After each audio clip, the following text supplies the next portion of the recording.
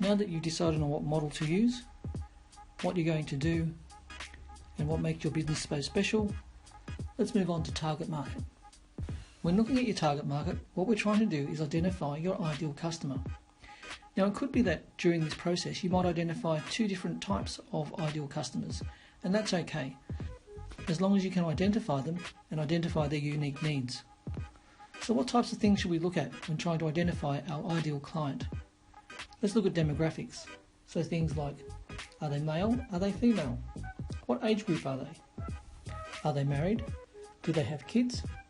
If they have kids, how old are they? And how many do they have? Are they upper, lower or middle class families? Where do they live? What country? What suburb?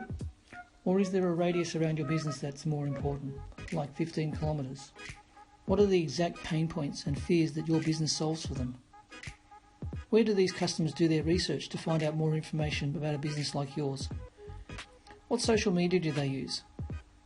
What other products or services do they also buy? We need to be as detailed as we can. Once we have this information, it will help us determine where we need to market to attract these clients. Again, please don't underestimate this step of the process. If you don't identify your customers, then you could be wasting valuable time and money. For example, let's use the analogy of fishing.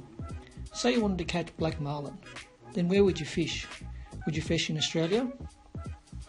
Or would you fish in Mexico, Costa Rica or Panama? Would you fish off the beachfront? Or would you fish out on the open sea? Would you be using a hand line? Or would you be using much heavier tackle? What bait would you use? Would you use frozen prawns? Or would you use live bait? Get one of these wrong and you may never catch your marlin. So it is with your marketing. You need to be crystal clear and laser focused on who your ideal customer is. Spend the time now and profile your ideal customer. Okay, now that we've identified our ideal client, let's move on to systems and numbers.